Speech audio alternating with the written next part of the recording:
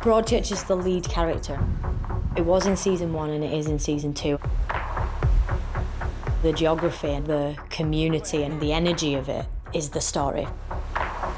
I think what's lovely for us on the show is everybody who lives in this part of Dorset has really taken the show to their hearts and has backed it, and we're all eternally grateful for that. When I went down to Bridport recently, the local taxi driver was driving along. He's like, yes, people ask me nowadays where I'm from. I say Broadchurch.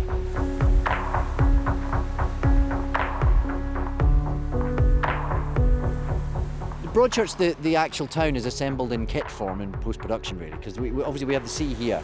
And we have some of the locations here. The house that I live in season 2 is sort of just round the bend there. My house that's is in close, Clevedon, near Bristol. And then we use a venue in Exeter. Oh, in as well. Exeter as well, yes. And And then we have somewhere studios else. near London, so we travel around quite a bit, and all these things all these elements combine to produce what should look like a very small little community, which is actually spread across most of the southwest of England. Don't blame you for coming back here. It's gorgeous. It's a unique World Heritage Site. There's nowhere else like it in the world. My mum found a picture of herself on this beach and she sent it to me from 1963. And she's just waving with the cliffs in the background. This is the absolute favourite location, I think, for everybody, West Bay. It's at the same time incredibly dramatic. There's a sort of a danger here as well. And incredibly welcoming. You feel that things are really possible here. 25-20, take one on the end, common board. The cast make this job for me. Here's a nice bunch of people. We're all on a big adventure together. Jet skiing. And everybody does genuinely get on. It is fun.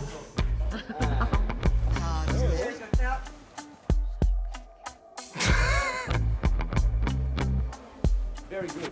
Yeah, listen.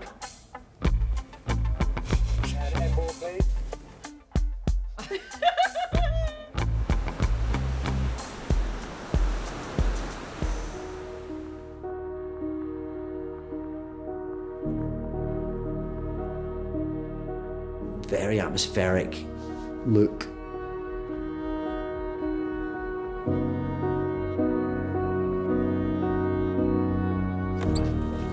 The crane works perfectly with the landscape. It's great with, bringing intimacy and scale all in one big go, sort of coming off landscapes and finding your characters. A lot of the wide shots are kind of like on long lenses further back, so it kind of compresses things like the cliffs.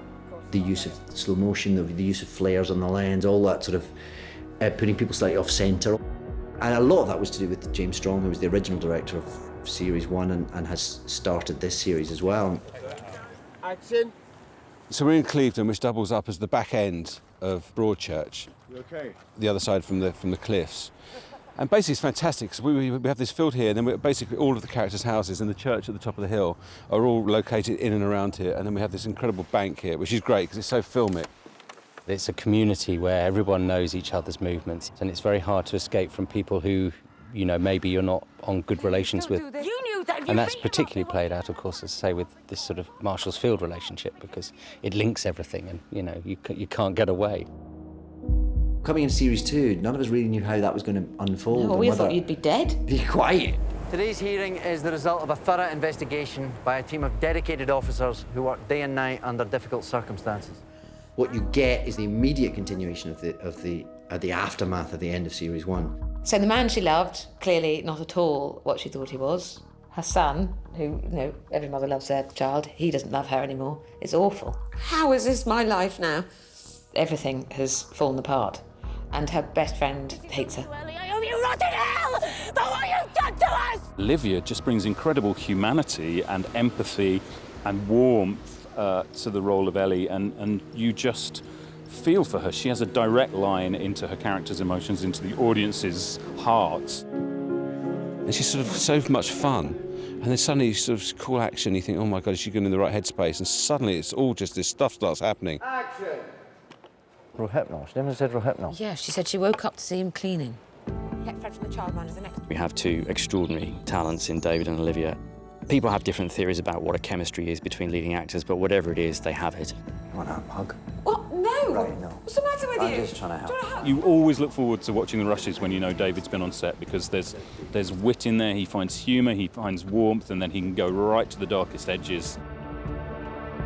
God, it gives you time to do it.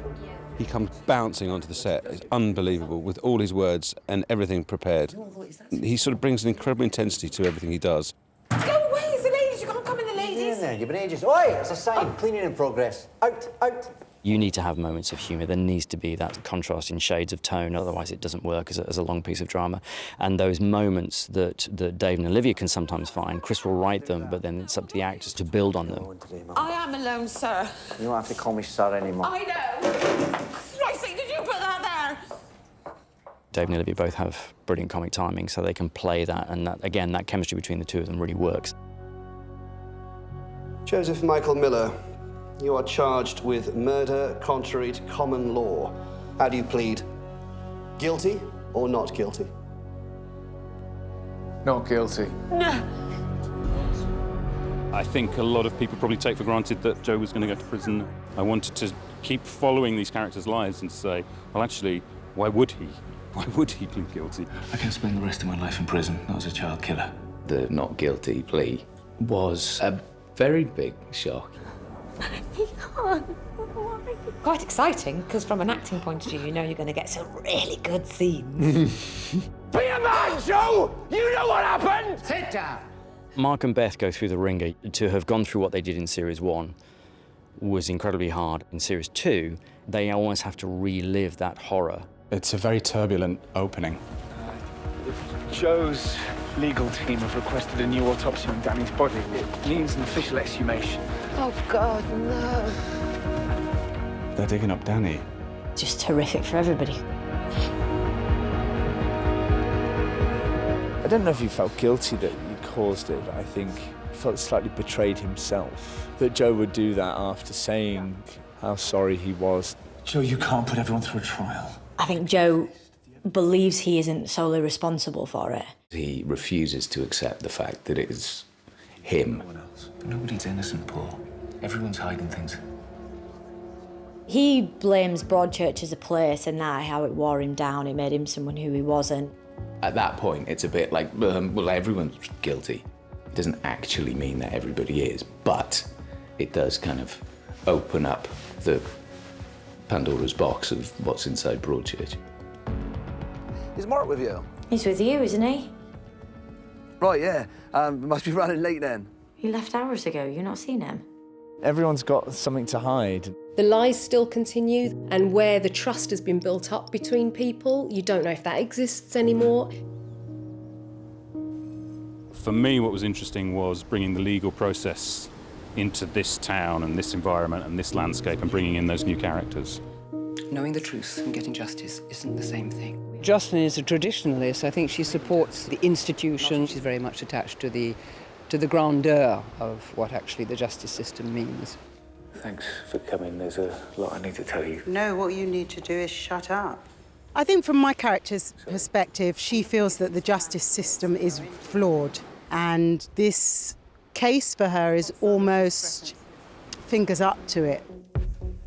Had you or your husband ever had an affair? What's that got to do with anything?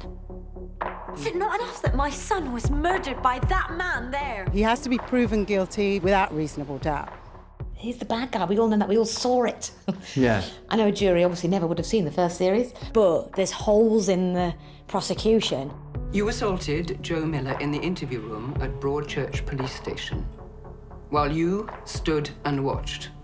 Stuff that we never even thought about in the first series pops up and is really important now. It comes back to bite some character on the arse long after it thought happened. about all of this. Some of them are there very deliberately, and some of them you look back and think, oh, wait a minute, that would connect with this. Pauline Quirk suddenly reappears, and you have all that you felt about her from season one. It's still all there. It's still all bubbling along, and moments like that are hugely thrilling, I think. He always will write the thing that you least expect and will make you kind of twist in your chair. When did you and D.I. Hardy first start having an affair?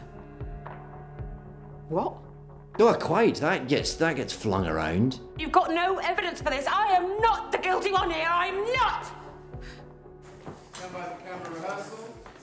It's a beautiful courtroom that we've had built specially. It's a magnificent courtroom, it really is, and the lighting is extraordinary. And to be able to have everybody's point of view, you're obviously going to have to film an awful lot, so you have very, very, very long days. Did he say he was guilty, or did he say he felt guilty? There's a big difference. It's very intense in those scenes, and of course you have to keep the emotional world going, because even when you're not on camera, people are reacting to what's been said. Got two great actresses there saying great words. I mean, it's quite gripping. I have to remind myself that I'm supposed to be acting. Quite, Miss Bishop. I only see the back of their heads, but the back of their heads are fantastic. It's the wigs. I put it down to the wigs. It's so funny, like, if one of them's really going for it, the other one's like going... She sort of tosses her folder and she puts her hand on her hip. Can I remind you, P.C. Miller, that you are on oath? And you go, oh. Oh, I'm screwed. Yeah. When you took possession of... And then you've got Charlotte, who's got this kind of dignity and clarity. And it's like acting royalty, isn't it? Oh, she's just brilliant. She's rather naughty and rather giggly. Oh, she's so funny. Yeah. There's been an allegation made against you, sir, for harassment from a Lee Ashworth. Your loyalties swing all the time. Just when you think, I've figured it out, something else happens. I've got a plan. Yeah, well, it's shit. I can solve Sandbrook. I think the second series is about redemption, retribution, confession. Can you find truth? Can you find justice? What honour is there for people going forward? So those are all the big themes in this second series, and they apply to Hardy and Ellie as much as anyone. This is how people like Ashworth get let off, while decent people get treated like shit, having aspersions cast on them. He's very haunted by what happened in Sandbrook. He's still struggling with a very serious heart complaint. He really shouldn't be chasing down historic leads in a murder trial, and yet that's what he finds himself compelled to do. As the series begins, Hardy is in absolutely no doubt that Lee did it. The very first time we see him, he's standing on a hilltop, staring at everyone in the village, smoking a cigarette. You know, I'm one monocle and a comedy moustache away from being genuinely, properly villainous. And I think that's obviously what Chris has set up. He wants initially for the audience to think, that guy's a bad guy, he did it. I lost my whole life because of you. And then brilliantly, like he did all the way through the first series, there are so many twists and turns that I think the audience are going to be really struggling with their initial belief. I know you never want to clear my name, so I started working on it myself, talking to people. You have to learn not to trust. Hardy spent a lot of the first series haranguing Ellie to trust less, to be more suspicious, to be more cynical. Promise me I'm safe, Alec. And if anything in this series, it's her reminding him. She lived next door. She had access. Her story's inconsistent. Lee and Claire have a very obsessive relationship. There's a secret between them. Oh God, I missed you. And she describes it several times as her drug. It's very sexual, quite toxic. And it brings out the worst and the best in both of them. Their little suburban life begins to look very odd and peculiar, doesn't it? I have been skulking around the makeup trailer for the 8th episode. We don't know what's going to happen. We have no idea what's going to happen. And as it's Chris that's writing them all, it's all in his head. We wait with bated breath. I'm not allowed to speak to him. He's locked in a room. He's got Jane Featherstone, the executive producer of The Cattle Prod, just pushing him back to the computer screen. He writes standing up. He does. I think that adds to the whole...